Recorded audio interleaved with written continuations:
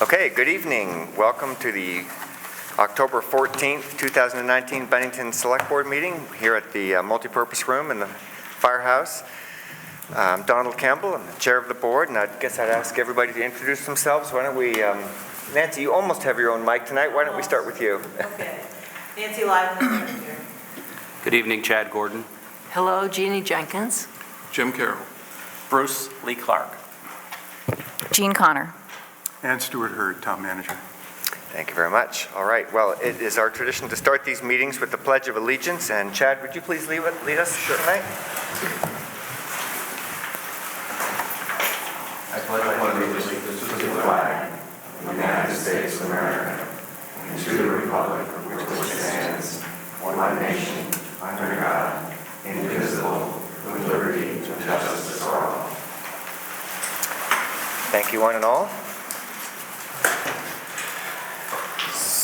So, the first item on our agenda tonight is the consent agenda, which contains the minutes of September 23rd and the warrants as circulated. If you've had a chance to review the warrants, which I'm sure you have, and gotten your questions to Stuart, there may not be any questions, but if not, I would certainly accept a motion to advance the consent agenda. So moved. Second. Okay, any discussion on either minutes of September 23rd or the warrants? Seeing none, I'll call the vote. All in favor say aye. Aye. Opposed? Okay, so that's passing unanimously. And we'll move on to public comment. And public comment, as everybody knows, is the time of the night that we look forward to hearing from the public about what's on your mind. We ask you to please keep your comments to under 3 minutes and not to speak about items that are already on the agenda. And we have only one person tonight who'd like to speak. Mr. Stewart, come on up. Good evening, select board, water board, town people. My name is William Stewart. I live at 127 Bradford Street, right across from the aquifer, everybody knows. It's our monthly gathering, I guess, as we always get along to say. Apparently, as once a month goes by, we're allowing bigger, larger trucks to keep coming in instead of using the smaller trucks that Stuart had already agreed to like over a year or so ago. Now that the contract has changed, everything else has changed. Now they're bringing in trucks from all directions. They're coming from all parts of the town, and they're bringing in trucks that are just completely too large to be in there. Of course, today is the 14th, Columbus Day. Of course, it's a state and a federal holiday. And of course, water trucks on the aquifer all day. Until I sent emails, and the one last truck decided not to show up, and it always shows up around 5 o'clock. So I'm at my wit's end with this. And as we keep trying to talk to Stuart Hurd to do something about it, I am calling on our select board, water board, to please do something with our town manager to do something about the size of the trucks that are coming into this aquifer. They are bringing in super sleeper cabins, trucks that are half the size of the tanker itself to get water. Now, when that truck pulls out of there, it earthquakes every part of that neighborhood, including my front door of my house. Now, what I see, they sneak these trucks in here, no, they're not supposed to be in there. Because Ice River Green used to bring in one set truck, single cab truck. They would come into water, you barely knew they were there. But when you have a day off, like I did today, and I'm listening to tractor trailers vibrate my house all day long on a holiday, no one's paying attention again. Our town manager's not paying attention again, and I'm asking you folks to please do something, reel our town manager in, and try to slow this operation of what they're trying to do. I know they change hands every so often when they don't want to do it right again. They change the name of the company, they change hands.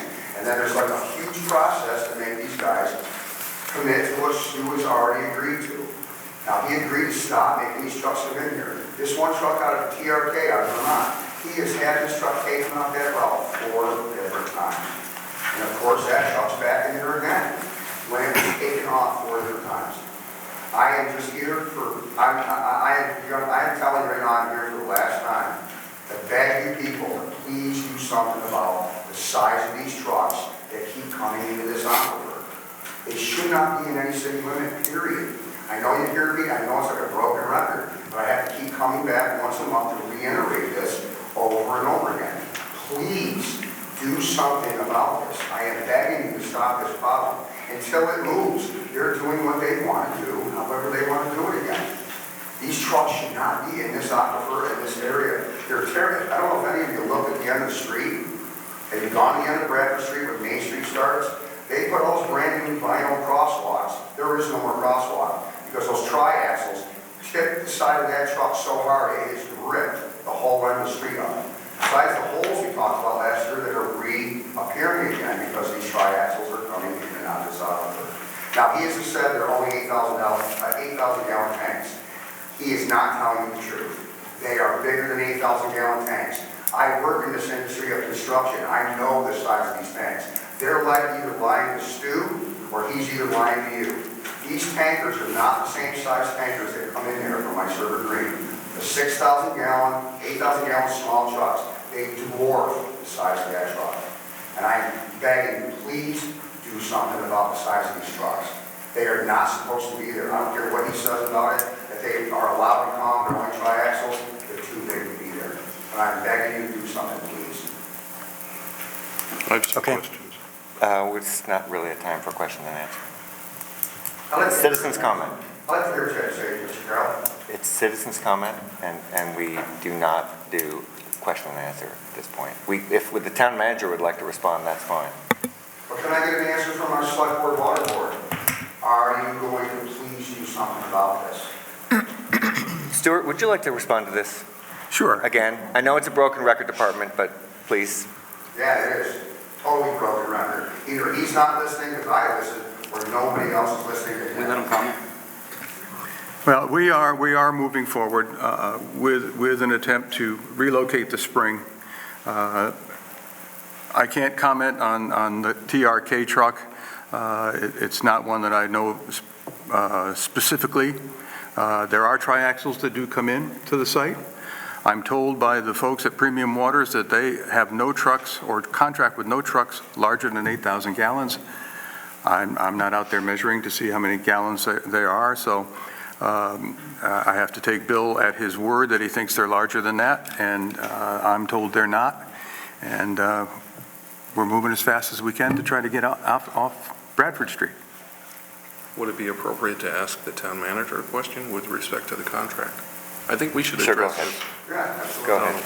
But I understand, but I think, when we have a constituent that comes to us with a concern, no matter how frustrating it may be for us and for you, it's appropriate to ask questions and answer their concerns.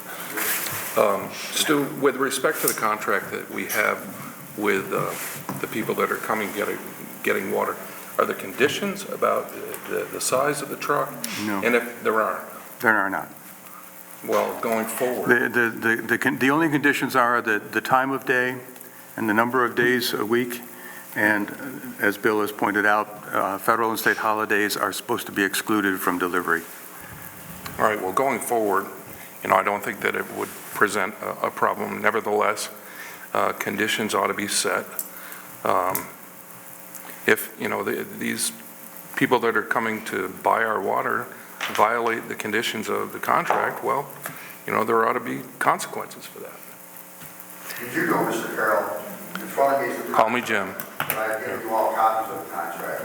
And on page 3, item B, article 1, in the contract, the town, in the sole discretion, may at any time decide to stop the contract with the water company. Bill, do you have any photographic evidence? Hang on, Donald, Jim, I'll be this is brief. really I know, but an this is unwarned important. item. This is an unwarned item. This is a citizen's comment. This is when citizens comment and we shut up. Not everybody. I can supply all the video that anybody can handle for about 5 years. I have video cameras on my house. There is 24/7 surveillance all the time. I've got hard drives so full of video that goes on across that street, it's not even funny. It's just my backup, and when I send you videos, you see the videos, you see the size of those trucks. The little trucks are not even close to being the size of those big trucks. And it's visible, and I don't care what anybody says, it's visible. But these big trucks, They need to go back to the one-horse trucks that they had sent when Stu and I had this problem over a year ago. They stopped the big trucks, they brought the little trucks in, they brought in no more than 8, 9 trucks a day, the little trucks, you didn't even know they were there. You can't even hear them, they're quiet, they're clean diesel, they're not houses dragging huge tanks in and out of that truck, whatever that aquifer, and these trucks just don't belong there. I know they don't belong there, they belong on the thruway, pulling heavy material across the country, that's where they belong. Stu, do you have within your power and your authority with this contract to do as what Bill suggests and nullify their right to come and take water? I may have that right, but time remember, serious we about it. generate, the sale I of our understand. water, the sale of our water generates over $100,000 a year. If we take that revenue and agree to terminate it, then we have to raise everybody's water rates, commercial and residential, sufficient to make up that $100,000. So I'm sorry to be picky about this, but I am going to say this is citizens' comment, and if we want to do this as an agenda item, we can do it as an agenda item, but we're not talking about it anymore tonight, okay? I vote we have an agenda item. Well, we will talk about it, but thank you very much for your comment. We understand, we have heard your comment, we agree that the big trucks are a problem, we're working on a solution as fast as we can, a big solution that works for everybody. Please understand that I do understand you guys are working hard at trying to do this. Okay. But in the interim, while what's going on, they're running them up. And no one is keeping them in control. Okay, thank you. Thank you. The next item on our agenda is a Berkshire Y proposed new management agreement. And there are copies of the proposed terms on the copy of the table. If anybody didn't get them, they're online, of course, also. So what you're looking at here is not the actual agreement itself, but you're looking at the terms that we are proposing as a partnership between the Y and the town, or that have been proposed, I guess, by the town staff to the select board to consider, and we'll have the public talk about it too. So the plan, because there's a lot of misinformation out there about this, the plan is to have an open session tonight, to have a presentation by the people involved, to have the board ask questions, and then to make time for citizens' questions and comments. And then we're going to do, then we're going to do it all again at our next meeting. So we normally do 2 meetings. And in the first meeting, we take public comment. In the second meeting, we just do a select board comment and vote. But we'll take public comment at our second meeting as well. So if you're watching and you didn't get a chance to make your point tonight, you'll have a chance to do it at our 28th meeting. Is that the next meeting? Yes. So at our next regularly scheduled meeting. So we're lucky to have with us again tonight Jess Rumlow, who's brought lots of good things to our town already. And Jess, who do you have with you? I'm Morgan Glenn, our aquatics director, with the rec center in the YMCA, and Andrea Malinowski from Rec King, also the support. Great. So who would like to present this topic? Is this going to be Stuart? If I may, yes. Okay. Thank you very Thank much, you. Stuart. And actually, Donald, the proposed agreement is attached in your packet.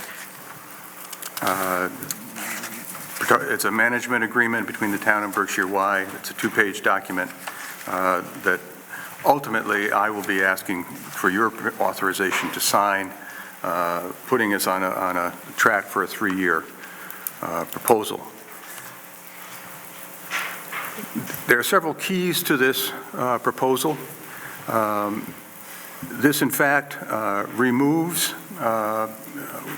willingly I should say, the one remaining full-time town employee from the recreation center and turns the entire operation of the recreation center over to the management under the Y, the Berkshire Y. Obviously, this will be a contract with us. They will hire all staff. All current part-time staff will be offered positions with the Y should this take place and when this takes place. And the contract currently proposes to pay the YMCA $12,300 a month, or approximately $147,600 annually, to manage the center and provide enhanced programming. They will continue to provide assistance to the senior center in the programming department, but the senior center will remain under the control and operation of the town as it is currently configured. This is, I think, a goal that many have had from the beginning when we were trying to enhance the programming at the Recreation Center, to have the Y take a greater role in the operations and the management thereof, and this proposal does it. If you look at the numbers, the total budget essentially for the operation of the center is $293,500. Our current administrative budget for the Recreation Center is $290,170. So they're very, very close to one another. The Y will generate revenue through their programs, and those monies will be collected and turned over to the town. And from those funds, we will then return to the Y the contracted amount, as well as additional funds to support their programming needs. So the Y essentially is collecting the revenue, we're counting the revenue, and turning back much of it to the Y. If their efforts to generate revenue to cover their cost are unsuccessful, we pay them only $146,700 for, I believe that's $147,600, I'm sorry, I get those two reversed, for the annual management contract. There's a second part of this proposal that talks about changing the non-resident rates to mirror more closely those of the Y. There are some, our non-resident rates are sometimes higher in some categories than the Ys, and the Ys are sometimes higher than ours. And the rates proposal must be voted on and accepted by this board. So if you choose to leave our non-resident rates in place and the Y wishes to offer additional opportunities for Y membership, that's a program that could proceed, or you can adopt what the proposal asks for. So I think with that, that's essentially the proposal that we're looking at. It makes sense, I think, financially for us, and I think it makes sense from a management perspective, and I open it to questions. So before we go there, I have three things that I just need to bring up. One is I'd like to, the reason I talked about this as it says the proposed terms of a management agreement is I did not see in here the termination clause. So in other words, there is meant to be something that says either party can terminate within 30 days. And so it feels to me like that either got left out or this document's not quite complete. Yeah, that should be there because we have talked about the termination clause. So that's number one. Number two is that Bill Scully could not be here tonight, but he emailed me and asked me to read the following. Some of this will require some explanation, but about the Marauders and whatnot, but I'm going to read it verbatim because he was unable to be here tonight. 2 points about the rec center. I would like to state with absolute clarity that the rates must not go up for citizens of Bennington, and this includes the Marauders swim team. It has already been stated that the rates will not go up, and I want to voice my support for that. To the second, it has been proposed that the Marauders ditch the Guppy program and also become a source of revenue for the Y. I cannot state strongly enough that I am opposed to this. The Marauders are a school organization and should be paid for by the SVSU. So I think that part about the Guppy program is wrong, but it does feel like we need to get that straightened out. I'm sorry. The second is that it has been proposed, he says, that the Marauders ditch the Guppy program and also become a source of revenue for the Y. Both of those, I think, are wrong, right? That's correct. The Guppy program will remain as is for the next season. In fact, nothing changes for the Marauders going into their next season. The only ask that we made in our meetings with them, and I'm talking about Dan Monks and I, was that they provide some assistance to us on how we might improve our own swim lessons. The Guppies program is a program that people pay the Marauders to teach swim lessons to those children or siblings of some of the swim team members. So it's a program that's operated essentially to benefit the Marauders, and in some ways it is in conflict or conflict with our ability to offer swim lessons and generate income for the town. But we've said we're going to leave that alone and ask them to take the time to think about how they might work with us to make our lessons better. And it remains to be seen what the two parties are able to come up with. Okay. And then my last point before I open it up to comments from the board is, you went over it rather quickly, but the largest change largest mercenary change that we may be looking at here is one that relates to the Bennington taxpayer. And so the proposal is very clearly that the rates for the Bennington taxpayers would be grandfathered in. In other words, the Bennington taxpayer would continue to pay these low rates, but non-residents would be paying the YMCA rate. Oops. So residents that live out, that are not Bennington residents. And this is a subtle point, but the Bennington taxpayers, I'm looking at you, Nancy, the Bennington taxpayers pay a lot to keep this place going. And so it feels only fair that the rates for the Bennington people might be different from the people who are using the rec center from outside of our community, who are not paying taxes that would support that use. So that's the rationale for this division, as I understand it, and I think it's fairly important for us to understand that and get our heads wrapped around that. So I'm going to open this up to public comment, and to select board comment. Why don't we start with you, Chad, if you have anything? Sure, Are you? I do, yeah. So Stuart, you said there wouldn't be any increase in fees at all for the Marauders going forward? No, they'll continue to pay what they have been paying. Okay, and so as I understand it, they pay for a lifeguard, and they pay everyone who is on the Marauders team must be a member of the Recreation Center. So they won't be required to have extra lifeguards based on Y regulations versus the town? That is an issue that we are looking into. We've asked the Marauders to provide us with some information to support their claim that their certified lifeguard and can actually instruct at the same time as they can lifeguard. And the Y has a different approach. The Y says a lifeguard must be only a lifeguard and cannot be an instructor. So we've asked the Marauders to provide us with that information that they say they have, and we'll go over that with them and see what we come up with. But regardless, Stuart, there's no extra cost to the Marauders, however that turns out. Right. Thank you, Dan. Thank you for clarifying. So if they are required to have extra lifeguards, the Marauders will not have to pay that? Town will subsidize it. Okay. And then also, just so we can get it on record, if any other groups from the high school, swim team, tennis teams, any agreements they've had will stay, no fees will be occurred to them? No change in any fees charged to any of the existing programs that are currently using the Recreation Center and its facilities. Okay, thank you.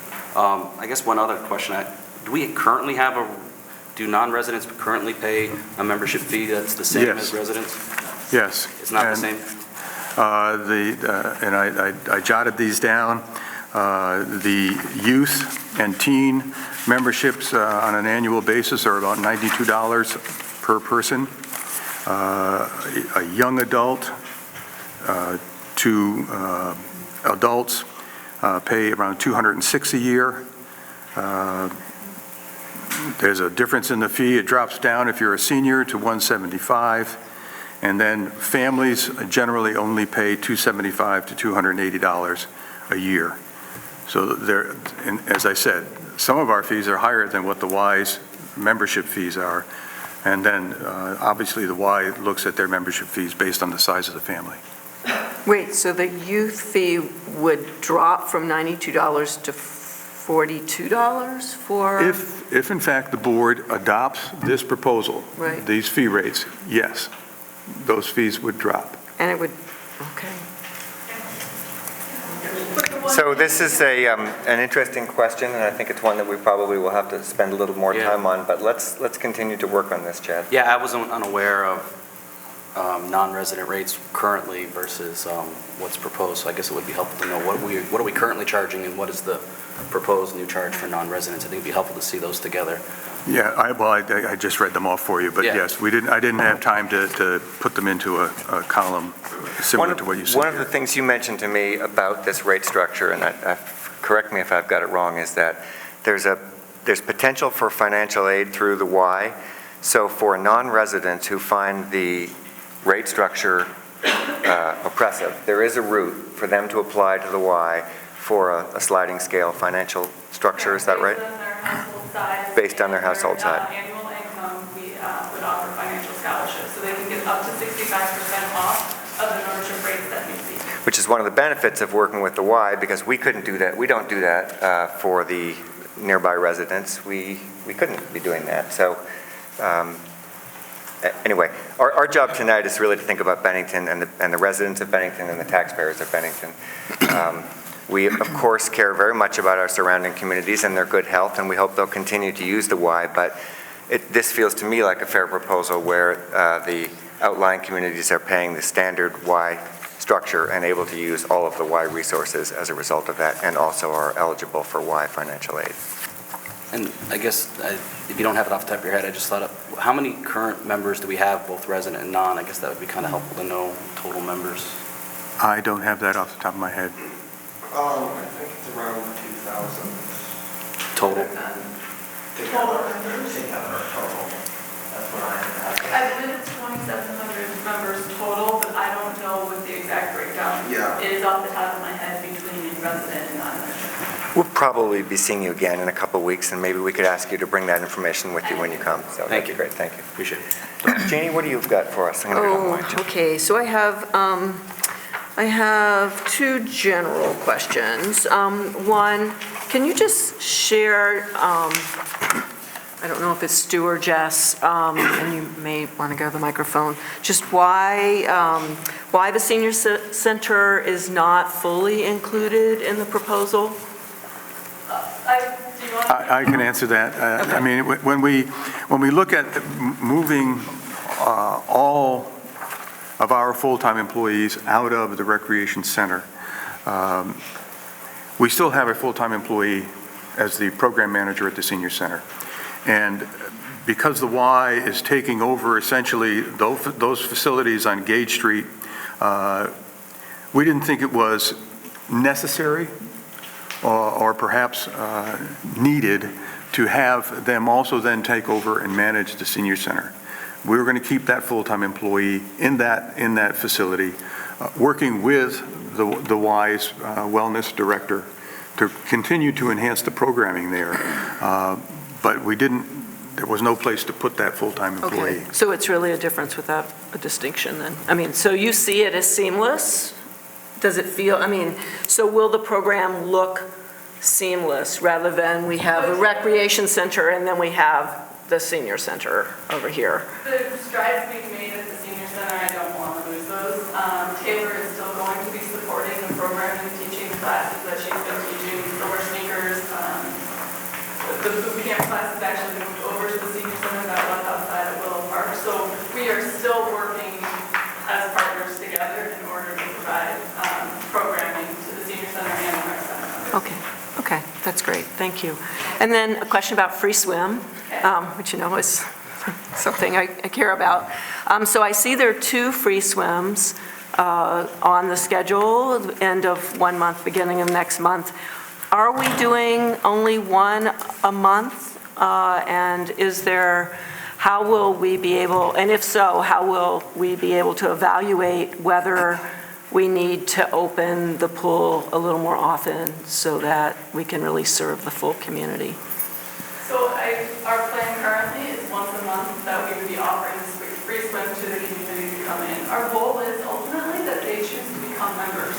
And while they're there using the free swim, they're going to see the benefit of becoming a member and having access to the pool. Morgan has been working on kind of strategically getting more open swim, free swim. That's why we've been looking at the pool rentals and schedules and things like that. How can we offer more time to the community and to our members for swim time as well? So it's something that we're continuously looking at. But as of right now, the free swim open for the community is the first Saturday, Saturday. 2:45 and 3:45. Okay, all right. And then just one last question. So did the rental fees for like birthday parties, pool rental, did those also stay the same?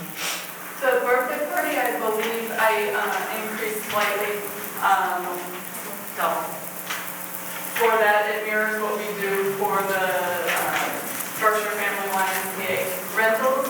This is the fee that we charge anyone who comes to the YMCA with $25 per hour per lane. It is not for anyone who is currently using or has a pre-existing rental arrangement. They're grandfathered in. Right. However, this is for any new person who came. Just a couple of weeks ago, Morgan had a woman call him who wanted to teach a WSI course out of the rec center and use the pool. We charged her $25 an hour per lane, and she had absolutely no issue paying that. So I think that what we want is for the select board to approve standard rates that you're comfortable with, stating these are the rates for the rec center. So when Morgan or Taylor or rec center staff get a question about a rental, they are able to answer and to bill appropriately. And we're asking for you to approve specific rates going forward. So we're not always coming back here to discuss. Great, And thank that'll you. have to be an ongoing discussion, obviously, Correct. if we go forward with this. Recommendations going forward, but again, the select board has approval Great. for all three. And we should talk about the town budget at some time, but I want to get everybody in here. So Okay. Jim, go ahead. Yeah, Jim Byers, I'd like you to zoom in on that so that the viewing public can see what the proposed rate changes are, okay? Got it? You tell me when you've had enough. Okay. Question that I have here with these proposed membership rates, and that I think needs clarification on, is that with respect to town residents, there's not going to be a significant increase in rates, is that correct? There's no increase. None, okay. So so as a matter of fact, the two proposed membership rates reflect a choice that residents have. And the second one is the YMCA membership rates, which would give people who would like that choice access to total three. Well, technically, if you're a YMCA member, you have access nationwide to any YMCA. So if you're traveling out of the area, you would be able to use your YMCA membership free of charge. But you would belong to the Berkshire Family YMCA, and you would have 3 branches to use as a home base. All right, but if you say that people have access anywhere, why would there be a significant change for them to use all 3 of those places? I don't understand. So the Because rec these rates are center rate is subsidized. for town of Bennington No. residents only, and that's just the Bennington rec center Right. that they're going to have access to. Okay. If you choose to become a YMCA member, if you're from out of the Bennington area and choose to become a YMCA member, one of the benefits is a nationwide membership. Okay. But you would have access to the 3 local YMCA branches as part of your membership as well. Okay, well, I'm still not clear on this. If they have access nationwide to any YMCA, are they paying an additional amount of money? No, there's no additional fee, it's just part of the benefit of being a YMCA member. All right, well, Nationwide USA, so YUSA came up with nationwide, so whatever YMCA you use 50% of the time is your home-based YMCA, but you have access to all YMCA's as a visitor with free of charge. I'm still not clear on, the increased cost to use the 3 facilities that you enumerate here. So that's the YMCA membership, so you're getting access to Okay. You just hit it. It's the YMCA. Right. Okay, And this is Bennington Town residents, Right. our Okay. facility only, right? got it. And that's why this says, for those of you who are looking at this sheet that Jim just blasted out there, residents and non-residents. So one could ask, why would residents have to pay a higher fee? Well, they don't. They have the opportunity to pay the higher fee to be part of the greater YMCA network, nationwide network. But if they would like, they can pay the lower fee, the grandfathered fee, and just use the Bennington facility for what they have used it. Got it. What you got, Bruce? Several questions. I did have a thing about the termination clause, and I'm just hoping that I will want to see that. I also note that there isn't a dispute resolution clause in this contract, and I'm going to suggest that despite the fact that we all think that we're going to be really good with each other, I still think, as someone who used to draw these things up, that a dispute resolution clause of some sort ought to be there. I know it wasn't in the original one, but I really do think it needs to be there along with a termination clause if that's what this board wants. And We that's, did agree to the 30-day termination clause, which was, I believe, in the original. It was. But your original one did not have a dispute resolution clause of some sort. Something short of termination, something short of a lawsuit is really helpful to have a kind of dispute resolution process identified ahead of time, in my view. I would also prefer, since we've spoken a lot tonight about grandfathering in particular things, that be spelled out in an actual clause in this agreement, so that we're not depending upon what we remember from tonight or Nancy's wonderful minutes, but that it's actually in the document that is signed. Okay, that to me will help dispel that. That's fine, but you do understand that for rates to change, they have to come back to the select board. I do know that. Okay. I get that.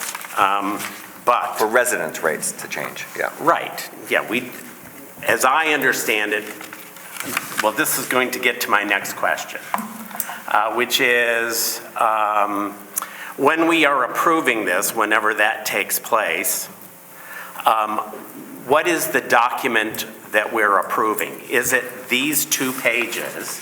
Is it these 2 pages with the budget? Or is it these 2 pages with the budget and the rates as are in these charts? Or what? That I'm not clear about. Well, I think initially it would be these 2 pages with the addition of the clauses that you have asked for, assuming that the board is going to agree that all those clauses are necessary. Sure. And I would attach as an appendices, perhaps, the rates structure. It wouldn't necessarily be a part of the contract because over the 3 years, we may want to change those. Right. So you don't want to have to go through a whole contract negotiation to do that. Well, that's why I want to be clear about it. And the last thing, I think my last question, at the moment anyway, is the document talks about a starting November 4th, 2019 date. As I recall, and I didn't bring, our current agreement goes until December 31. And I'm assuming there must be some reason why we are doing this before December 31, and it probably has to do with budget, construction. It's a request that I'm making and have made of the Y. I think the Y was perfectly happy to start January 1. But because we'll be relocating personnel and we're just starting our budget building process, I was hoping to have this be able to take place the beginning of November. 1, it gives us a little extra time to transition into the changes. 2, it helps me in the budgeting process to understand what to present to you in January. That make sense? Yeah, it's what I expected. I'm still not, I am not sure that we're going to be able, is the intent of the chair that we're going to vote on this on the 28th? Is that the intent? I think we should be thinking about voting this on the 28th, yes. Okay. But we'll see. We'll see what happens. That Gene? date is also driven by staff issues, True. not just budgeting issues. There are staff people that Sure. would like to have finality and know what's happening Sure. sooner rather than later than being in limbo. I understand that completely. Gene? I also noticed the no termination clause, so that'll be a huge addition, which will be very meaningful. And I'm going to make my comments in no particular order. The non-resident rate, and I realize there needs to be a difference for the taxpayers' purposes, but would there be a way for there to be a non-resident rec center only fee structure rather than having it be so much more? Just throwing it out there, like, it's a huge. But it's actually less. Oh, it is? Yes, it goes down. Some Some go go up. Not always. So maybe. Yeah, some of them are not. And one on the, just a quick aside, Let's see. on the rates schedule for the YMCA membership rate, so the senior 62 plus is 103. A senior couple is 744. That makes no sense. A senior couple should be 103 times 2, right? I was going to suggest that I join as an individual senior and that my wife would do the same. Okay, I think maybe it's, There was an error in the. I know, and I don't know which one is in error, if it's the 103 or the 102? 744. We'll be meeting again. Okay. You'll have a chance. But to It seems really up. Seems. There's no question about It it. would be, the one should be there, it would be the 236. For the annual fees. But to answer the question, if I could, No, because you're looking at, that's for adults. No, senior couple, 62 and over. It's probably it, too. So that's two people, right? Yeah. Well, they're paying $66 a month, so it's 66 times. And the senior is 33 a month, which is 66. So the 103 is the wrong number. Oh, so the spreadsheet. Oh, Yes, so that would be. 12 times 33, whatever that is. that was 300. Okay, that just needs to be corrected. but to answer your question, if this board, the proposal is to do as we have presented to you, but if it is your determination that you would like to maintain non-resident rates for the Bennington Recreation Center only that are different than what the proposal calls for, that is your right to do so. I guess if they had their own rec center, I could, okay, but they don't have, Shaftesbury, Pownell, whoever, they don't have another rec center. I really feel like it would be great if we could somehow accommodate other people, in the surrounding area to some extent. Don't make us feel like the misers in this, though, So we're working with Bennington taxpayers I funding. know we are, and I'm not saying- It's forced charity, not charity, it's forced philanthropy if we are causing Bennington taxpayers to subsidize.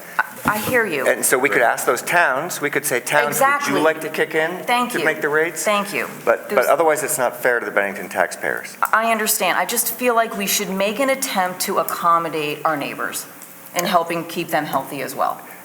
Yep. And being creative and thinking out of the box to be able to do that. If they had another option, I might feel differently. I had a question about, I see here that their YMCA will hire a branch director. Do you have a sense of how much time that branch director would be physically in the rec center? Full-time, okay, great. And I'm assuming when you spoke about, what did you ask for? A clause for a disagreement? Yeah, a dispute resolution clause. Yeah, so I guess, and I don't mean to be thinking negatively, because I think we'll all agree that I don't usually, but in the event that there was an employee that was problematic, it would be a YMCA employee, there needs to be some sort of recourse, and I'm assuming that would be part of the clause that you're talking about, like some sort of mechanism? No, I'm thinking about a mechanism between the two parties that sign the agreement. Oh, okay. I would assume that the human resources process that the Y has would deal with the issue that you Okay. just raised. That's I think correct. it's very similar to what we've been doing all year. So I've been supervising town employees. If I had an issue with a town employee, I would have been able to go and sit with Sue and Dan and talk about the issue, and we would come up with a plan together like we've done all year. It would be the same thing if it was a Y employee. If anyone came to me and had concerns with a Y employee, they would be addressed based on our personnel policy. Okay. Okay.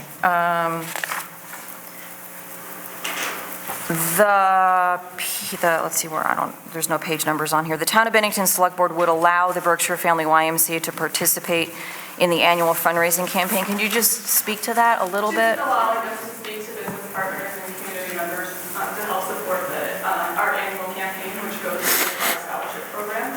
So if we're going to be providing subsidies for memberships or programming through our annual campaign process, we would ask that we would be able to solicit organizations and businesses here as well to support that. And that money that would be raised would stay here for our specific scholarship program? Okay. It comes into the pot that yes, it would be distributed. Okay. And the other thing is, I noticed on the budgeting page, the contract services, I'm assuming, is DAXCO. That must be some sort of technology. That's our membership database that we would be transitioning to Bennington Rec Member to. It gives us the opportunity to bill monthly instead of annually.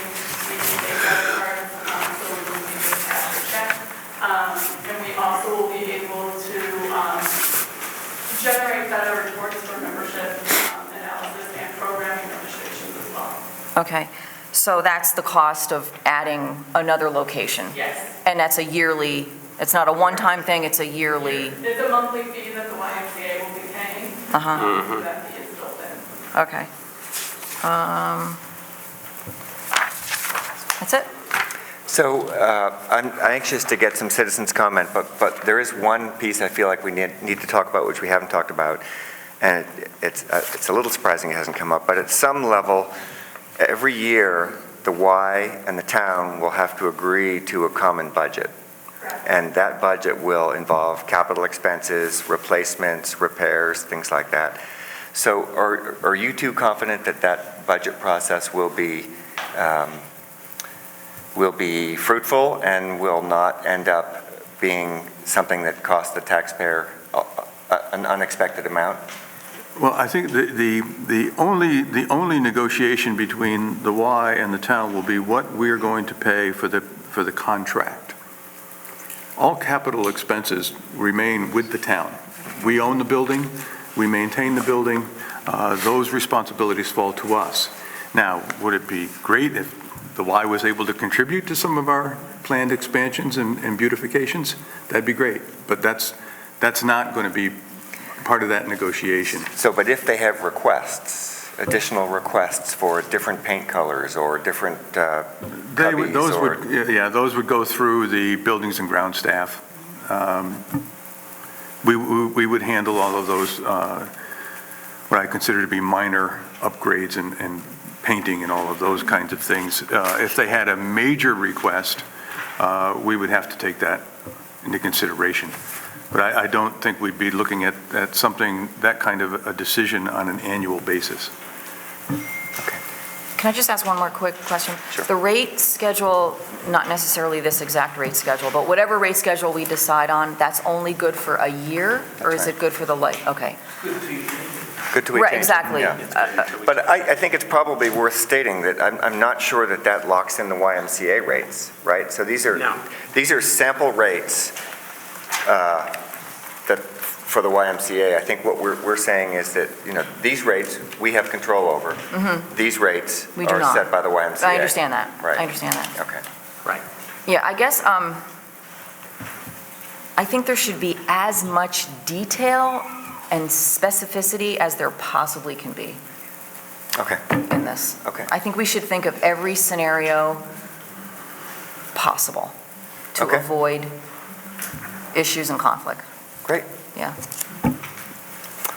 Well, unless the board has any objections, this is going to be interesting, but just want you to stay here. I'd like to invite members of the public to come up. I've asked you to state your name, where you're from, and tell us what your concern is, and we'll see if we can get it addressed. Concern or comment, right? Come on up. Concern or comment, right. Did I say that? That was so negative. Al, why don't you come right to this mic if you don't mind, please? Yeah. That way the camera's got a little, Jim's got a little better picture of your face here. Hi, I'm Al Bashevkin from the town of Bennington. Let's see, I've been using the rec center for ever since I've lived here, 35 years. And it's a great facility. We're very fortunate to have this. It's very affordable. And it's built community amongst the people that are swimming together. And I really enjoy that. My only use of the rec center is through swimming. I see I see programs happening, but my kids are gone, and we're not participating in those programs. I know that there's been a lot more programs in the last number of months that are happening through the rec center as a result of this relationship, or I believe there has been. I don't know what was happening before, but it seems like there's a lot more. What I don't know is what's happening with those programs and any kind of evaluation results or how the participants of the programs feel about the programs. And I think that's an important piece for y'all to know, that people here are satisfied with how this is all working and how it's all running. I trust that it is, but it's a question that we need to ask. I'd also really, I liked your comments, Gene, about the rates and maybe, and I understand, I'm a taxpayer here. It's a community that we have at the rec center, and I would hate to lose some of our community because they don't live in Bennington, they're from outside of Bennington, and it's too expensive for them to swim anymore. And I think that would be unfortunate for the quality of life that we have here. So I'd encourage you to think about that and think about if people from the surrounding towns and perhaps within the SVSU school district were to just use the rec center, are there rates that could be a bit more affordable? For me, $1,000 a year would be a deal breaker. For others, it may not, but it's just something to consider. So thank you, and thank you to the YMCA for the work you're doing and for everybody for what you're doing here. Thanks, Al. Evaluation of programs is a good question. Certainly we got into this in the first place because we want to increase the number of programs and the recreational opportunities available to the citizenry of Bennington. You've done that, and I assume you're evaluating them as you go along? So we're keeping track of attendance on a regular basis. We can do a survey when we out to get, written responses and satisfaction surveys as well. Be good. I think the select board, we'll be having a regular meeting with you if we go forward with this agreement, sort of a check-in meeting to see how things go, at least annually, and we could even do it more often than that. So that's the kind of information that we certainly would be looking at that point. We surveyed for our camp. We surveyed all of our camps, so I'd be able to provide that information for you right away, but it would be a simple one I probably could get out before the next select board meeting. Great. Okay, thanks. Come on up. Sarah Callahan. I am a swim mom, president of the Marauders Board. Two things. First thing is, if this hasn't been approved yet, I'm curious as to why my daughter came home with a Y membership application. That's the first piece. Second piece is just for your general knowledge, our Guppies program has only been approved for our current season, which is October through March. So after that, it sounds like all bets are off, just for your information. Thanks. I don't understand the Guppies thing, so if somebody could straighten me out on Guppies, please, that would be great. The membership applications are going out because we need to upgrade, or we need to get the information into the AXO database, and we're just trying to be proactive in getting membership information because we do require more detailed information than what has been previously collected on RecTracks. So to do a conversion and just bring the data information over, it wouldn't work. So it's a pretty large task of data entry, and so we're just asking so we can update the information. And have better information. So Jess, if someone wants to remain a rec center member and not a Y member, they should still fill out that application? Right now, we're not setting up memberships or anything like that. We're just trying to get information into our database. So, because November 4th, if this gets approved, is a very quick turnaround. We want to be able to be as prepared as possible. That's what we're trying to do. So we're being proactive on that front. But it asks for your basic information, address, phone number, email, ways to communicate, which is not something that we haven't gotten all of that information in the past for membership. So it's just making sure that we get all the information required. Ms. Callahan, did that answer the first part of your question? Yeah, but I'm not sharing my information with the Y, especially if it hasn't been approved. And what happens if it's not approved? Where does my information go? So it seems a little par for the course to be asking for information when the town hasn't even agreed to the management agreement. This information also can be used if they choose to maintain extracts. This information should be recorded anyways. We've had issues even in this past year where we needed to contact the parent and we haven't had the information we needed. So we're just trying to make sure that we have the appropriate information for anyone who might be using the rec center at this point in time. We're using a form that was already drafted and created instead of spending our time kind of reinventing the wheel at this point in time. So when my daughters were Marauders, they had this wonderful coach named...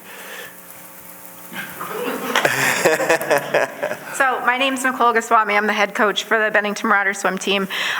So I'll explain a little bit about the Guppies. It's our Learn to Swim program. So usually, basically, as soon as a child is potty trained, we have them in the pool, usually 2, 3, 4 years old. There are older students from time to time.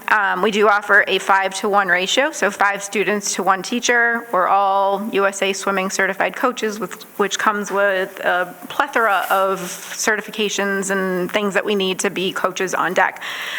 We also have they are siblings of a lot of our family members already, so they are coming, they are swimming while their sister, brother is in levels 1, 2, 3, and 4. And this program has been with us for probably, I'd have to look back, but at least 10 years at this point. And the kids are in the water for the full 30 minutes. Yes, they sit on the side from time to time, but they are not sitting on the side waiting for their turn, being taken 1 by 1 or 2 at a time. So we've been told, or we've been allowed, was the exact verbiage in the email, that we are allowed to have our guppies for the next 6 months. At that point, there will be no, or during that time frame, there will be no changes to our program, so no fee increases. It'll be what it is, but in the next 6 months, we need to come to an agreement with the Y on how we can work with them to improve swim lessons in the community. There was discussion about us possibly becoming Y employees to teach swim lessons. We all work full-time. We are at the pool for 7.5 hours a week with swim meets. It can be 30 hours a week. So finding an extra hour that's not in our pool time would be a little difficult to be teaching these swim lessons. And it would be really tough to get the number of kids that they do have signed up through at 5 at a time. So that was what we were told, that we'd be allowed to have our Guppies program for the next 6 months. At that point, we would have to come to some agreeable terms, and if we didn't, we would have a further discussion. Initially, we went to the town and met with Stu Hurd and Dan Monks and the Y, and we were told that the difference in the lifeguard costs was between what we were paying and what we would have to pay. It was about $4,000, which we don't have. We did submit a budget to the town, and then in addition, advise them of all the equipment that we have contributed to the pool, and that we do leave the majority of it out for public use. So if we were to not have our guppies, I don't know if that means we would be asked to pay for a second lifeguard. That would dissolve our program. We can't raise fees. We have coaches that do get paid. It is a year-round program, and we just operate on little, you're well aware of what we operate with. It's a program that we love. I've been coaching for 17 years. So yeah, these monetary dollars and financial strengths are being felt at this point. So don't leave the mic for just a second, Okay. please, because it feels to me like there's some communication things that we could clear up here. We all love our guppies, and I think the concept here was not to get rid of good programs that are working well, but to find ways, creative ways to be able to do more programming and get more people involved. Yes, and there was a comment from the town that if we could find a way, they would sponsor us. I don't know what that sponsorship really looks like. That's a further discussion that would need to happen. But I think, the next 6 months is a pretty scary time for us in terms of stability, and, communicating. Let's see if we can de-escalate that a little bit, so it's not quite so scary. I mean, I think we're all trying to say that, we're not changing rates at a fast pace because we want to try to keep what's good in our community good. Sure. But Stuart, do you have a response to this? Yes, when I was talking about continuing this for your full season, I was projecting October to September. Oh, okay. Before your next season starts. Okay. So that gives us time after your busy time Sure. to sit down and work things out together. And Jess, what's your perspective on guppies?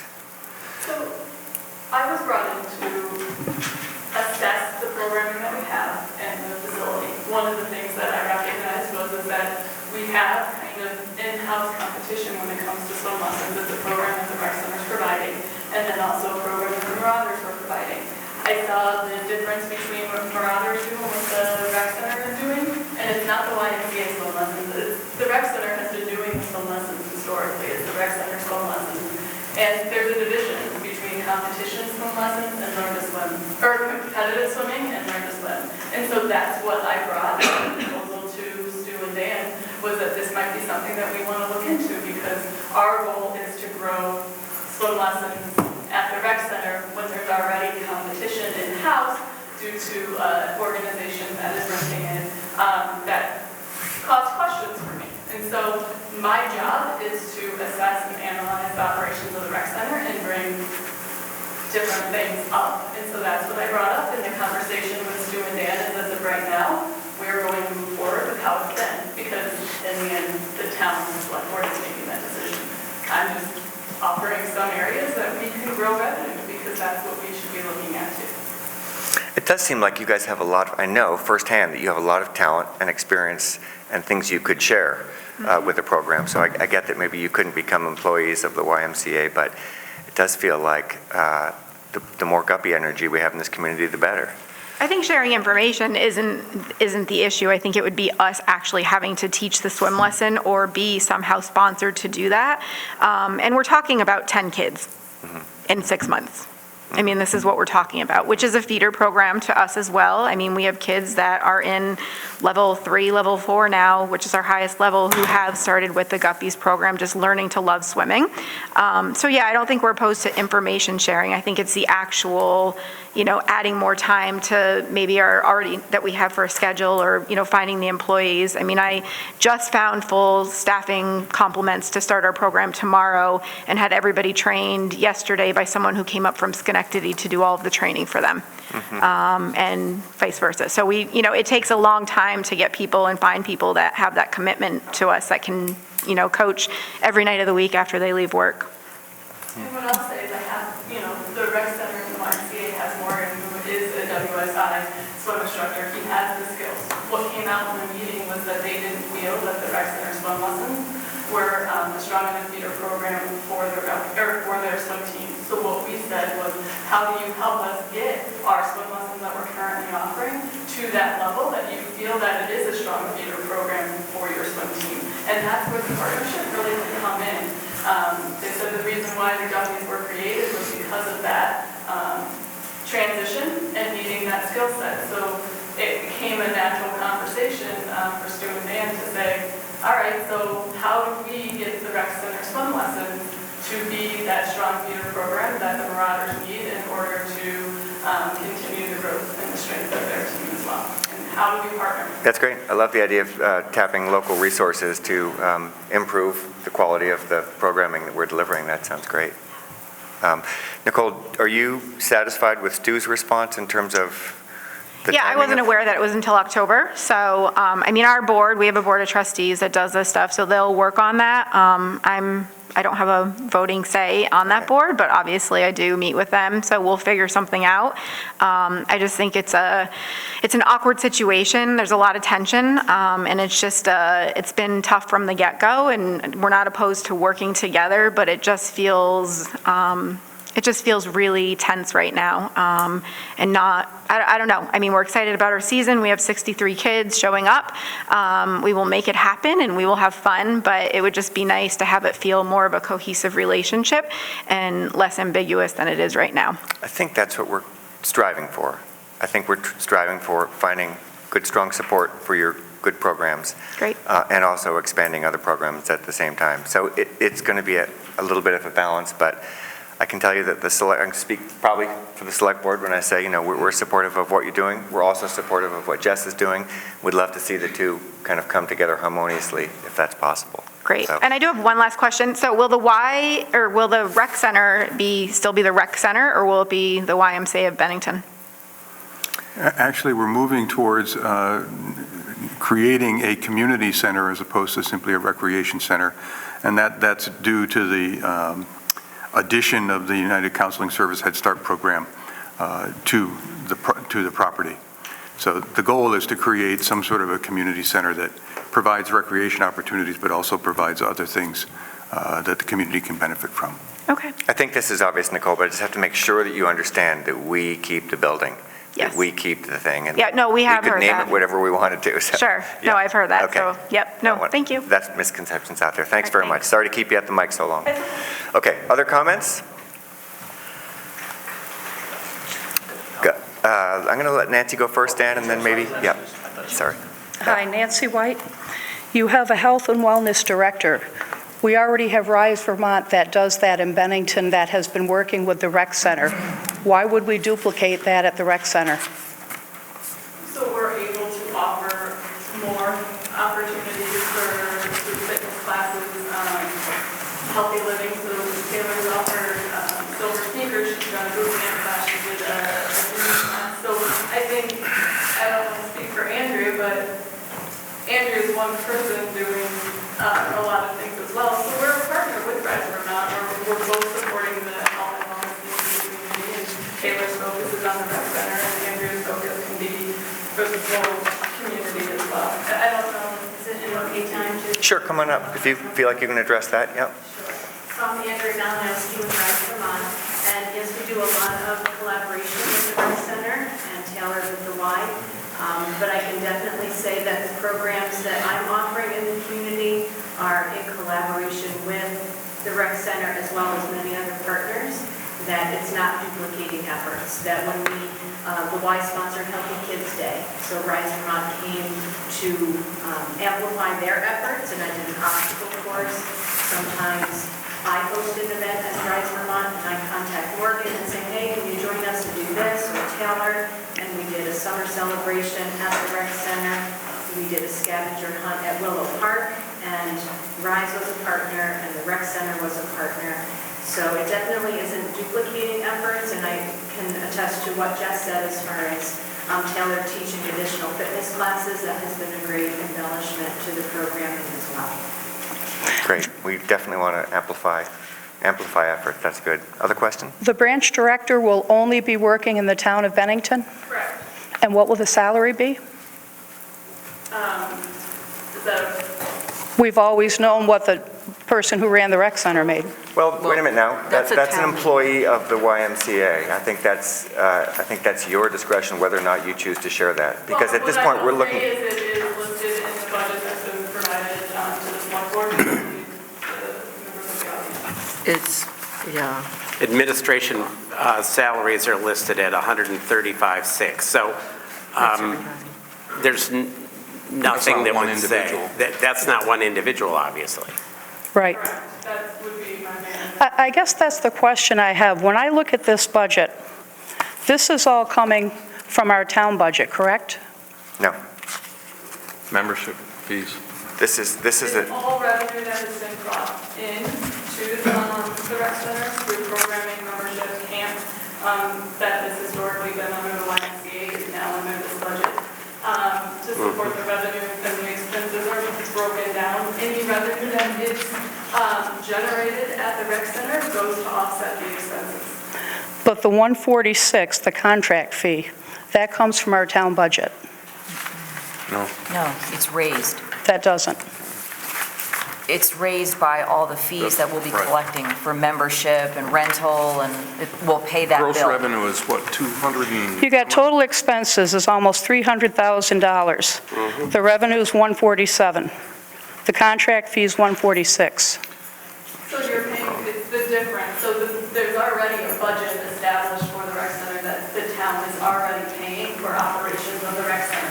So what we did was we took all the revenue that was generated and subtracted that from the expenses and figured out that it was a loss. So the rec center is operating at a loss of $146,000 a year. Right. And that is the piece that the town is going to be paying for the loss. Every program that the YMCA brings in, any membership increases. So if we do just the membership for the YMCA membership and the town of Bennington, all of that becomes revenue that's coming in. And so at the end of the year, any of that revenue, then we're going to offset the next year for your monthly fee. Do you understand that, Nancy? Do you understand? Are we paying the salaries of the people, of the branch director, the aquatic director, the health and wellness? Are we paying that out of the town budget? Yes. Well, yes, but it's a contract rate. It's a contract cost.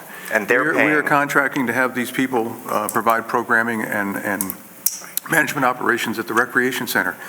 So like any contract, you raise money and you pay out that contract but Stuart, cost. we're not paying them directly. We're paying the YMCA a contract rate, and then they're paying their employees. That's correct. But that's where I'm lost. Aren't these all town of Bennington employees? No. No. But we were paying our town No. employees. I mean, No. But we're giving the money to the Y. So we know how much it cost us last year. Yep. This budget reflects the same thing it cost us last year. Yep. Except instead of having a sort of smaller crew at the rec center, we now have the Y at the rec center for the same money, but we're paying them a contract fee, a monthly rate to be there, and then they're taking all that money and they're paying the people that need to work at the Y. But it's not costing the Bennington taxpayers anymore. This is baked in to the same number we had last year. So the 146 isn't coming from our town budget.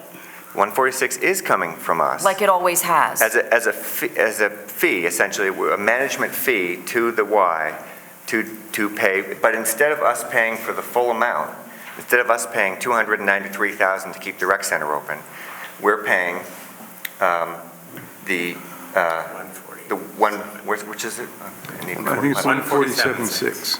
146.59. 146.7. Yeah.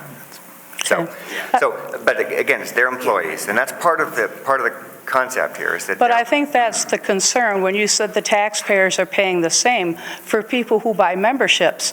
For those of us who are paying this budget, you're giving control of our money that has always been controlled by town employees to the YMCA. No, the money, the control of the funds will remain with the town. The town employees were never in charge of this. Anyway. They were town employees, so it's always been with the town and the select board. They're administering. Yeah, we're paying a fee for good administrative services.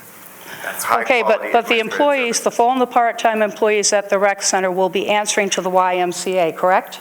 There'll be no, That's what we're contracted to do, is to manage the staff. That's what they would be asking us to do. Have you read this agreement, Nancy? I have read it, So the and that's first- my concern, because I still believe we're paying out of our budget. It's the Bennington Recreation Center, it's not the YMCA. Yes, you're not getting this, Nancy. The YMCA will oversee all operations of the Bennington Rec Center, including all staff and programs. The Berkshire Family YMCA will hire a branch director who will report directly to the CEO of Berkshire YMCA. All staff, including the current program director and aquatics director, will report directly to the branch executive director. Okay? Right. We are proposing, or this proposal is, instead of us hiring all those people and paying for all their insurance and all that kind of stuff, we are going to be paying a fee to the Y to provide all those services. That is important to mention, this sentence right here. No, Because it goes directly as to- long as we're not paying anything out of our town budget to the YMCA, that's fine. The contract fee we're paying them is $146,000, right? Thereabouts, yes. But I don't think that our town employees should have to answer to the YMCA. They're not our town employees. That's the difference, Nancy. There'll be no town employees at the recreation center. All employees at the recreation center will be under the auspices of the Berkshire Y. Okay, and last, what will happen to the person who's working 20 hours a week right now for the senior center? Will they go to the senior center next year or when this starts? That individual, the program manager, 20 hours a week is a full-time position. We have a full-time position at the senior center. The program manager is full-time. But there's also somebody else who was hired this year who's working part-time at the senior center and part-time at the rec center. That's the health and wellness director that is a Y employee. It's not, we're not essentially employing that individual. That individual is employed by the Y. And she'll still be supporting the senior center and the program. So she'll still be working half of her time at the senior center? Her time will be shared as needed, depending on what she has going on between both locations. So she will still be a support to Carrie in the senior center and making sure that this programming that has been started or needs to continue to take place. We partner with the senior center and offer a program, and it's a great location for that. Like I said, we have an adult program starting there after hours at the senior center. So all of those things will still take place, and Taylor will be there as a support of the senior center as well. Okay, all right, thank you. So just to recapitulate, this is not going to cost the Bennington taxpayers more. Rates are not going to go up for Bennington users, and we're going to get a tremendous amount of new programming out of our recreation center. That is the plan. That's the way I'm reading this. Okay, other comments? Come on up. I'm Rachel Trimble. I am a parent of a swimmer, and I'm also a coach on the swim team, a new coach. And as a parent, the non-resident rate, if it goes up to what is proposed, 2 adults and children, there is no way that my family can use the rec center at almost $600 a year. I'm not paying that now. I can't afford to pay that going forward. Are you a resident of Bennington? I'm in Shasbury. Okay. So we have a union high school, we have a union school system. Keep that in mind, please, as you figure out the rates, because I don't think that us who are paying our education taxes should be penalized for the rec center use because we don't have a physical address in Bennington. It's not penalized, but do you... It is penalized. No, I do understand. But from a standpoint where I'm paying $100 compared to $600, it's a penalty to me and my kids. But you could go to Shaftesbury and say, look, would you be willing to pay this part of our fee? I'm one person. We're talking Pownell, North Bennington, Woodford. We have a union high school that have benefits. Not North Bennington, whatever. My point is, I know I don't pay back taxes directly to Bennington. I do pay my school taxes, I pay my property taxes, I pay my state taxes. The rec center is a huge piece of the community. If we're looking to keep the community with a resource, then keep it a community resource, not just a Bennington resident resource. That's one thing. The second thing that I have is, are there still going to be corporate rates that are recognized by the rec center? Because currently there are some, as far as I know, and I'm sure that a lot of people are able to use the facility because of those corporate rates. Has that been part of the contract or discussion? Yes, corporate rates are currently offered by the town, and the Y is going to continue that practice. For how long? Grandfathered in?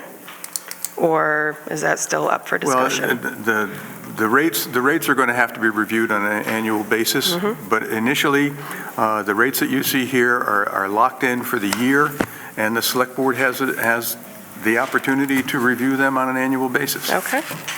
They haven't changed in years. Okay, well, I was just asking. And then the second thing is, I see the Marauders are on the schedule for October 7th. That's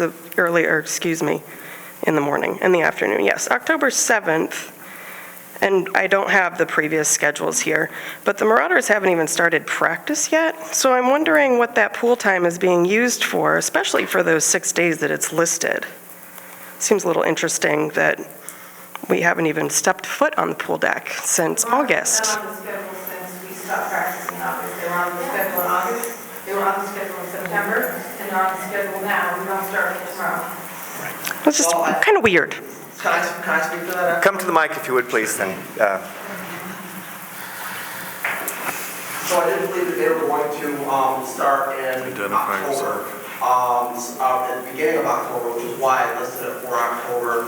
And in September, I didn't put anything in there. I could have put other programming in there, other rental spaces that people had asked for, like such as the scuba divers and stuff like that, for rental pool space. But there wasn't a whole lot of pool usage space because at the time that the Marauders have contracted out for the year.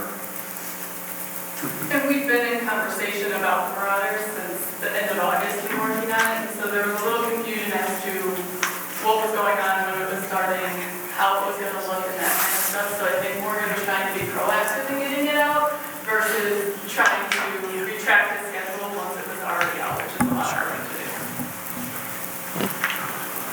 okay. Come on up. Really quick.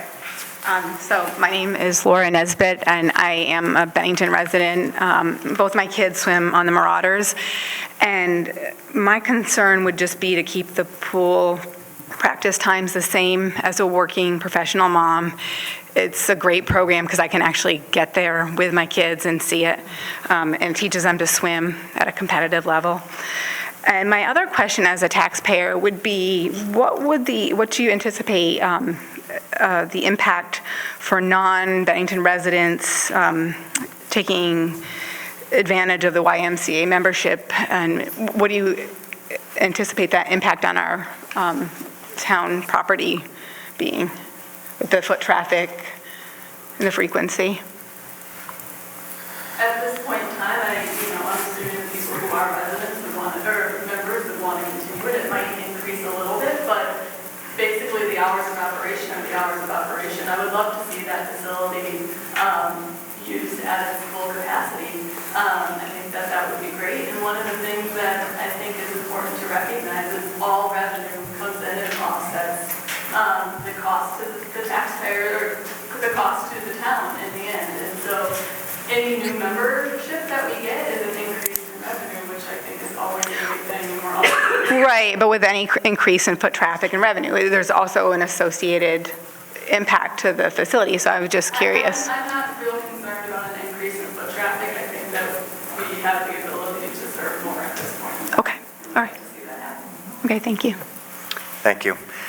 We probably need to wrap this up. I do think the fee structure thing is important. We'll talk about it again next week. To Ms. Trumbull's point, I do think it's important to remember that this group can only work in the best interest of the Bennington taxpayer. So we have to keep that in mind as our lens. And I think that we need to work very hard to try to be inclusive of our neighboring communities. And I would love to see this board and our town staff reach out to other communities and see if we could come up with some arrangement, much as we have done with libraries successfully. So for example, in Shaftesbury, the residents of Shaftesbury know they use the North Bennington Library, and so they make a payment to North Bennington Library to help keep the budget going of that library. That feels to me like a fair system where the taxpayers of one community are not paying for the benefit of all the other communities. So I would love us to continue to explore that and maybe see if we could work out something that would make it easier, and what also will help a lot is if financial aid from the Y is if we can understand that better, so that families will know that there's more access to financial aid when that comes. So. Could we have a list of the current rates for all of this, so that we have something to compare? Sure. So for the next meeting, I guess Jeannie's making a request that at the next meeting we look at the rate structure and we compare them to the existing rates. Is that what you're saying? Mm-hmm. Are you also going to look at the membership breakdown as to resident, non-resident? Yeah, that's what we're talking about. And we've asked for that information too, yeah. Yes. Yeah. And Andrea. I'd like to add one other thing. As the program manager for Bennington County, if you are interested in talking with other select boards or whatever they're termed in other communities within Bennington County, I would endorse that and support that request and be happy to approach them with you on behalf of the health and wellness of those community members, not feeling it's equitable, but asking them to potentially pitch in, or like the library situation. I would certainly. Right. We're different users from different communities help pay the costs, yeah. Yeah, and Donald, if I could, knowing how government works and working with other select boards, if there was a possibility to grandfather rates that people are currently paying that are non-residents, I'd be in favor of that, just until we can get other communities to chip in. Because I disagree a little bit. We have several resources in this community that we don't charge people from Shasberry to come use Willow Park or, use other community things. We're not going to charge people to use our splash pad when it's open. So I disagree that we are not, I agree with having a community. We are a larger community. It's not just Bennington. It's Southern Vermont. We are the Shires, and I disagree. But you do agree who's paying for it? I agree. Okay. And I agree that if we raise the rates and we don't, we could see a decrease in revenue from people not using it. So I think there should be a happy medium. In the interim, until other communities like the libraries can chip in, I think there should be a structure where we can work something out or grandfather them for a little bit until those communities can help. It'll also, so the senior center serves the greater Bennington area, so it actually crosses the border. So it would be, I think we do need to think about how to make a system that is not confusing for area residents to understand what they have access to and how as well. And Don, I would just echo those. It seems to me that this is an opportunity to start thinking about and actually trying to build a plan to find ways to support those structures where Bennington owns the facility, we're the biggest community, but also recognize that, like in libraries, that we bring people in, we draw people here. So I think we need to be thinking creatively about this while we also have to protect the town taxpayer. I think there is a balance that can be struck, and I think we can work on it.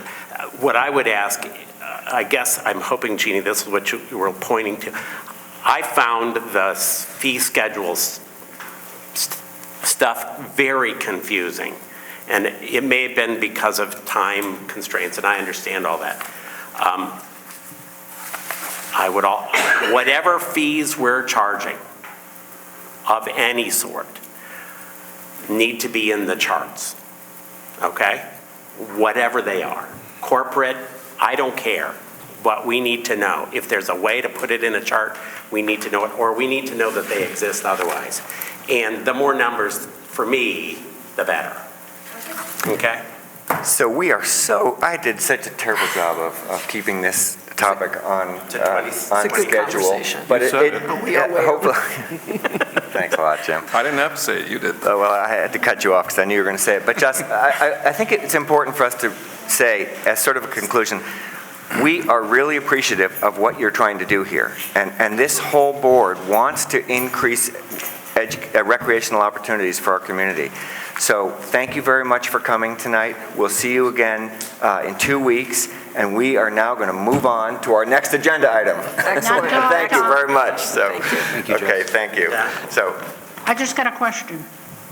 A lot of people don't know that the seniors never got a part-time person to help. We know that Taylor is running back and forth. I think you're killing these young kids. They work hard. And if this place can't afford to pay somebody part-time to help over at the senior center, that's pretty pathetic. okay.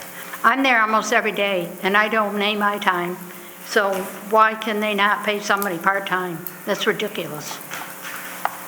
That's all I'm saying. Okay, well, I tried to end on a positive note. But anyway, let's move on to, I'd like to give 60 seconds for people who don't want to listen to a charter review conversation to leave the room, because it's going to get kind of boring here for you recreation people. Nancy, sit down.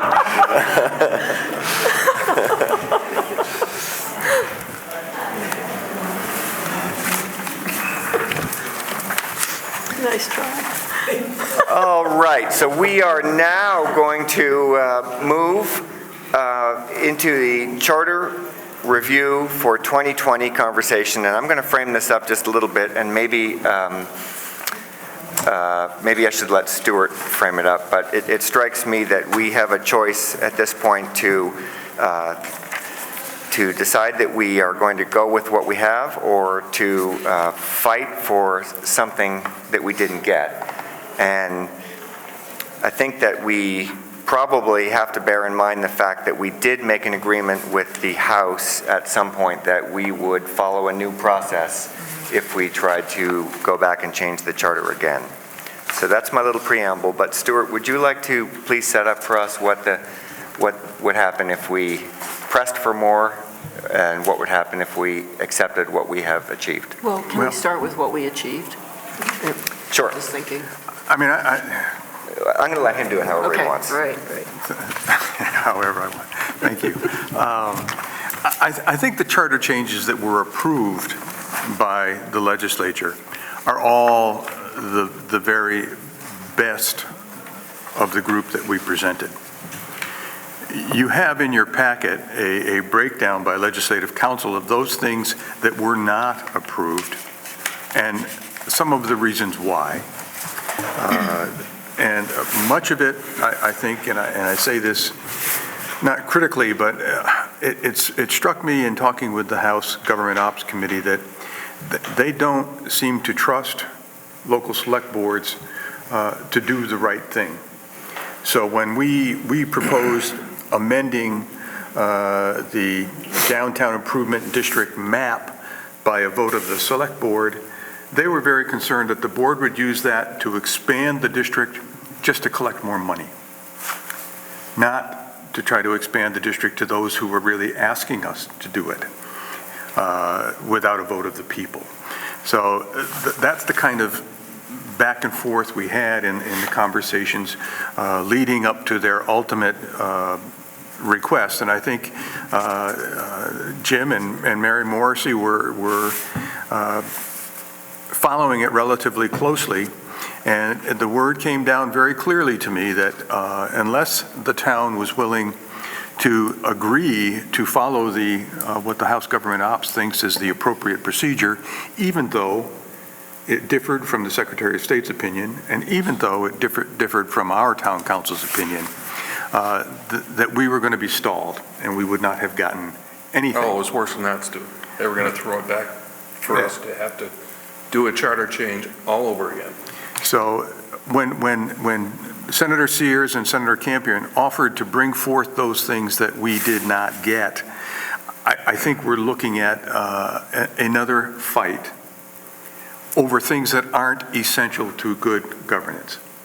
If you read through the things, I mean, we had some things in there, some of them were a little punitive. Some of the changes were empowering the select board more so than House Government Ops thinks select boards ought to be empowered. With some of the new ordinances that we were going to be able to write governing drones and some of the high-tech things, the state does not believe, or at least the House Government Ops Committee did not believe, that the state authorizes us to control those things. And because all of our authority derives from the state, we are then not able to essentially think out of the box and write an ordinance that might be something that the state ought to be thinking about. And I think Government Ops thinks that those kinds of things should come through the legislature, and the authorization should come down from on high to those of us at the local level before we decide to try to do it ourselves. So if I'm allowed to make a recommendation, my recommendation is let it lie. If we really think that a change in the downtown improvement district would benefit the entire community, then let's put that up as a charter change, go through the process, and we'll get it. Well, we have a process for changing the DID now. So this was a very subtle change, which put that into the select board's lap. Right. We can totally live without that. The drone thing, we can totally live without that. Yeah. The chairman of the board being the ceremonial head of town, we can definitely live without that. I can't live with that. So that was the worst idea. The idea, writing in a contract for the manager as a part of your charter, you can do that. We can do a without contract deterrent. with you anytime we want. That's So right. it strikes me that we've kind of promised the House Ops group that we're not going to come back without going to the voters, I think, at the recommendation of Yes. Representative Carroll. And we got most of what we wanted. There's a few things that the committee recommended that we're not going to get, but it feels like, to me, a hill not to die on. So unless anybody else feels differently, I'd love to hear dissenting opinions, I guess. And in the absence of them, what would we do? A motion to, do we need a motion? We don't need a motion, we take no action, that's all. We take no action and we move on. And you'll communicate our appreciation to Senators Campion and Sears, who Will offered do. to go to the mat for us in the Senate. But even if they won in the Senate, would be unlikely to win in the House. That's and unfortunate. it feels like a pointless use of political effort. Yeah. Anyone disagree with that? Are they aware of how this process felt? Oh, yes. Oh, yes. Okay, And do they care? do they care? Well, I think most of our delegation cared. I'm not talking about our delegation, I'm talking No, about... let me just be clear about one thing for you folks, for a little bit of inside baseball. We really put as much pressure on this because government ops wanted to turn the whole, just shred the entire thing and turn it back to us. And they basically, here's the frustrating thing about the whole thing. Right at the first meeting that myself, Mary Morrissey, and Tim Corcoran attended in government ops, is they said that at the time that they could take and rewrite the entire thing, the entire charter. Instead, what we went through is this, catch-22, last minute negotiation with them to do what they said they should have done in the first place and rewrite the charter so that we could get it through. Why go through that again? Well, and we're just not going to... We got the meat and potatoes of what we wanted. Yeah, we got the meat and potatoes of what we wanted. It appears to some of us that it's ridiculous policy that if you change a 30-page charter, you have to have 30 pages on the ballot. But we're not going to win that one. So how about we just move on to the next agenda item? Does that sound good? Sounds good. Okay. So we got to make a motion and vote on it. No, we don't. We apparently we Take don't. no action? Take no action. Yeah. And Stuart will express his appreciation to the senators and tell them we're going to just live with it for now. And thank you, Jim, for the fight you fought on behalf of that. Glad to do it.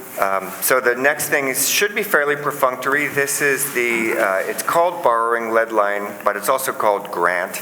This is the money in which we take out a loan, but it is 100% paid back by the state for us to assess whether or not there is potential lead line contamination in our community, which seems like a good thing for us to be doing anyway, especially if we can get 100% reimbursement. But Dan, do you want to speak to this item at all, or is it just a matter of a motion to move forward with this? Yeah, I would be looking for a motion to authorize the manager to sign the distribution authorization, to accept and sign the agreement. The board needs to sign the note and waive the reading of the resolution. That's great, Stuart. And I would add to that, Nancy, and I'd love to ask this board if they would consider adding to that, pending written confirmation that ensures 100% reimbursement of the funds. So I don't see anywhere in the contracts that we saw that reimbursement is guaranteed, but I would like to add that to the motion. So that you get some sort of written confirmation, Stuart. And Dan seemed to indicate that would be possible, that we would get 100% reimbursement of the funds, providing we do at least one lead line replacement. Have I got that right? Lead service line What? One lead service line. So we only have to do one lead service line replacement to get 100% Project. reimbursement. Yeah. The word project is that. Project. It's a project, not just what line. So is that all right? I would make the motion with that addition. Nancy, did we get all that? That's the 100% reimbursement for one lead line project? After pending written confirmation that ensures 100% reimbursement of the funds. For one lead line replacement project. No, not for. Or not for. As long as. Providing Yeah. we accomplish that. Providing, There's a 5-year window. Right. That would be- I think we can do that. Okay. providing we do at least one lead line project. That's the condition of the state, that we can't get that money back if we don't do any projects. Right. But we can do more. We're going We to, just have to hopefully, complete one. let's try to do all of them. Right, no, but yeah, I was just Yeah. making that clear. Yeah. Yeah. Right. What this is meant to do is, you're not meant to, you borrow the money, and if you don't do anything, Right, then the you don't state get it. has the ability to turn it, to Right. have it be, can have it continue as a loan, but if you do anything to begin to abate lead, then you get the money back. Get it all. Right. And we're going to get that written confirmation of that from our town manager before. So that's my motion. Before he Okay. signs it. Okay. So this motion with that addition. Okay. Any discussion? Is there a second? I'll second. Thank you, Chad. Any discussion following that? No? Okay. I'm going to call the question. All in favor, say aye. Aye. Okay, that is unanimous. And please thank Jason Dolomech for bringing this great opportunity to our attention. We are so lucky to have MSK in our community and bringing us good opportunities like this. If I may, I'm going to circulate the pages that you folks need to sign. In some cases, there are only 5 lines because most select board in the state of Vermont are only 5 members. We are unique in that regard. We'll squeeze in. Thank you. So the next item on our agenda is errors and omissions. Stuart, what do you got here? You got 5 minutes. On an annual basis, the Lister's office may find that there was an error or an omission that was made when the grand list was filed, and that's a formal action that the Listers take. In this particular case, there was one parcel change that actually reduces the assessed value on a particular house in 1.66 acres by $3,200. The Listers have accepted this, and it requires a motion by the board to accept it and sign as well. Any questions for the town manager? If not, I would accept a motion to approve the errors and omissions statement. So moved. Second? Anyone? Second. Thank you, Jeannie. Further discussion? All in favor, say aye. Aye. Thank you, Stuart. Please Aye. thank, That will circulate as well for your signatures. okay, that's good. Manager's report. Stuart, what have you got for us tonight? Yes, your packet includes the proposed schedule for budget building, discussion, and adoption over the next several months. It also includes a requirement that agencies who are seeking more than $7,500 petition the board to be placed on the ballot. I think you waived that requirement last year, and I don't know whether you want to continue to waive that requirement or look to the petition process as a means of judging the community support. The police department assessment is underway. The week of October 7th, which was last week, they were in town. They were doing interviews of officers, they were doing ride-alongs, and I understand they met with a number of individuals who had asked to participate in the process. Their next scheduled time in the community will be the week of November 3rd. And the survey is now online, and there is a link from our website to the survey itself.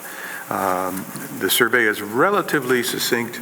It doesn't take a lot of time to get it done, so I would encourage the community to go online if they can and look for that survey and answer it as best they can. Stu, you and I, several months ago when we talked about doing future surveys and, depositing them in places where people could take advantage of them. And I hope that we're going to follow up on that and put some of those surveys in the library, among other places. I will talk to the IACP folks about that. This is technically their survey, not necessarily a town survey, but that's not a bad point, Jim. We certainly do it when we survey, but this is their survey. The wastewater treatment project continues along. Both primary digester covers are now in place. I think the odors have been mitigated substantially, if not entirely. And our compost facility is up and running and generating compost for our use. Now that may not be a long-term solution once all of the digesters are underway and they are operating, and they are not operating yet. They're actually just storing sludges. We may, at the request of the state, or determine that we don't want to operate the compost facility. We had some concerns when it was operating previously that it was generating an atmosphere with dust that was, in fact, not good for our employees to be in the building. And so we voluntarily shut it down. We were using very different materials. We were using hardwood sources, wood chips, and sawdust to operate it. We are now mixing in softwood chips and everything else, so the quality of the compost is probably not as good as it was, but it's certainly good enough for our use, and it's a little more moist. We'll be talking about this coming up, but the negotiations continue on the Morgan Spring delivery system. I am sincere when I tell Mr. Stewart that I really do want to get those trucks off of Bradford Street, and I'm hoping that we are very, very close to a solution to that. You've probably been reading about the opioid lawsuit. There is a settlement that some of the communities, some of the attorney generals are accepting, and that's with Purdue Pharma. Not necessarily with all of the others, not necessarily with the Sackler family, not necessarily with the other producers of opioids or their distributors or the benefits managers that all had a hand in getting those opioids out into the communities.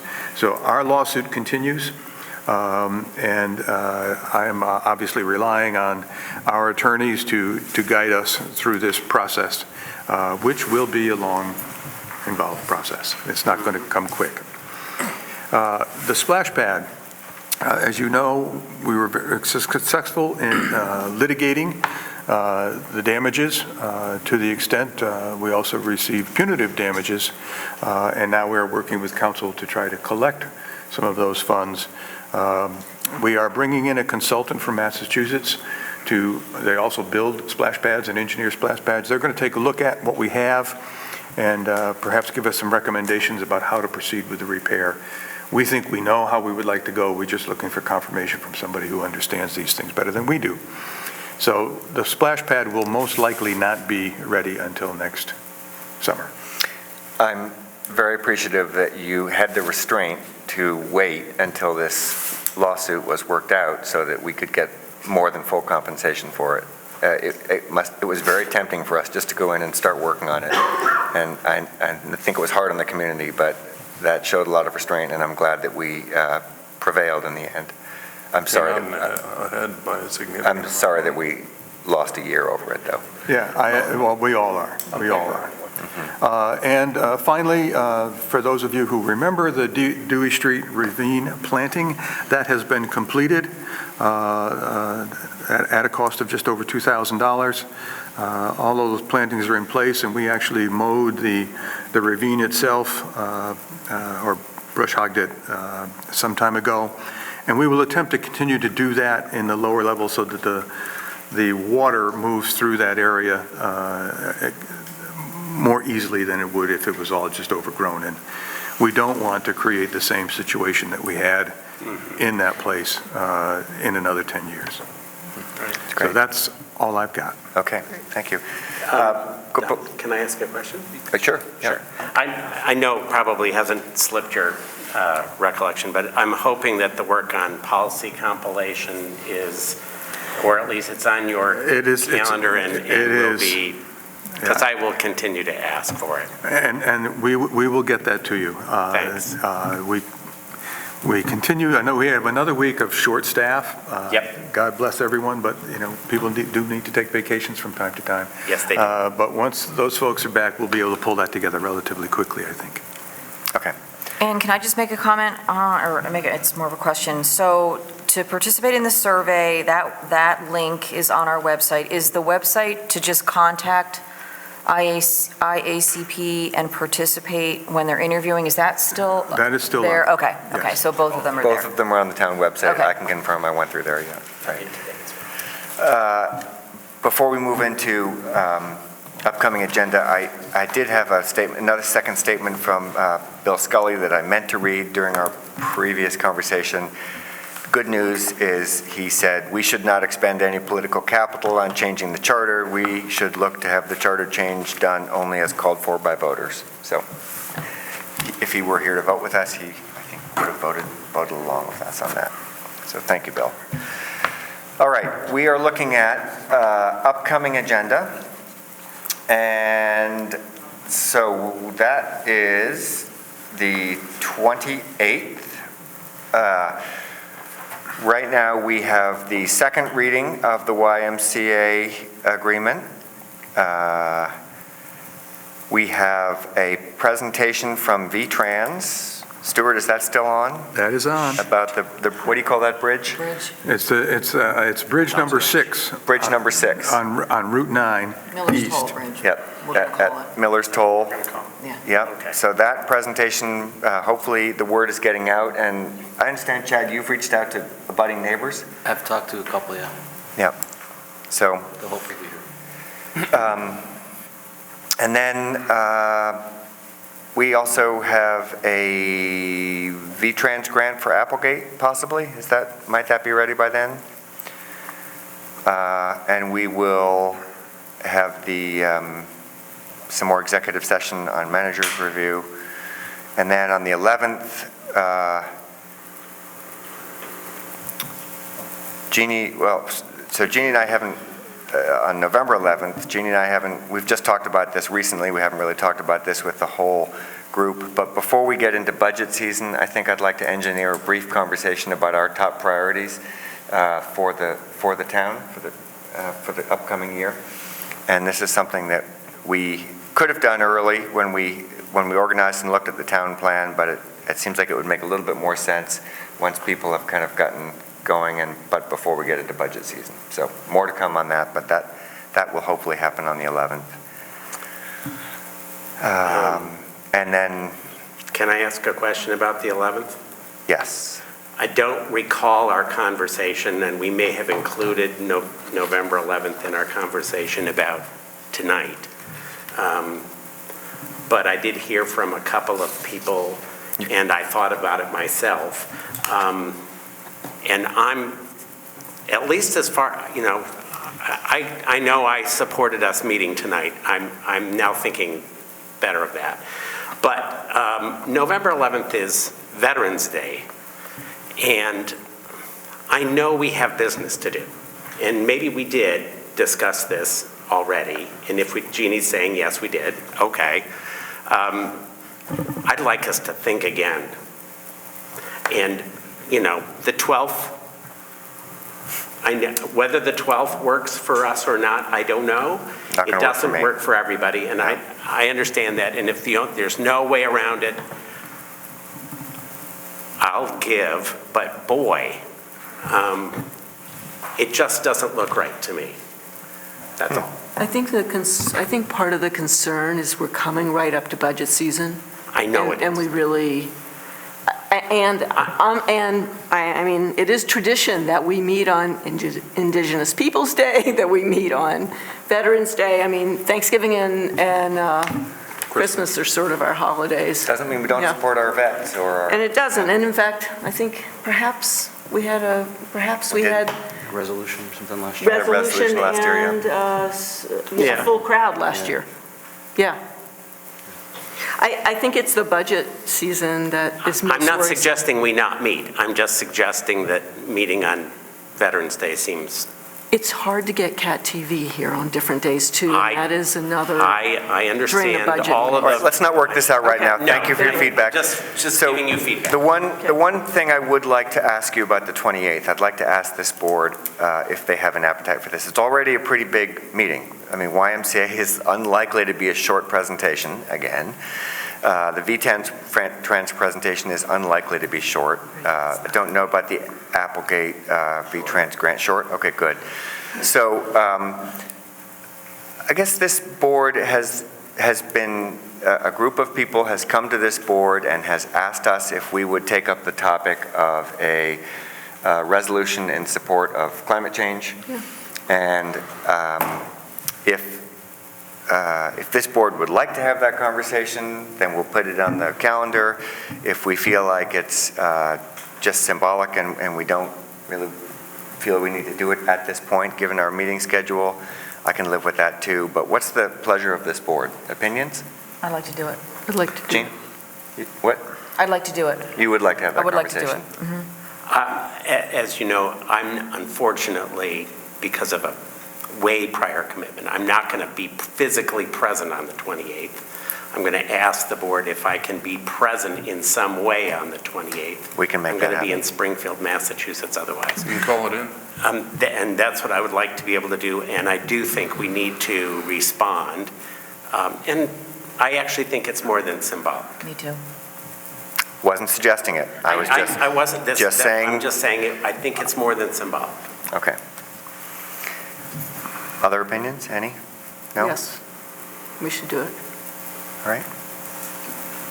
Okay, well then I will be in touch with Barbara about that, possibly scheduling that at some point, and we'll work that into the agenda.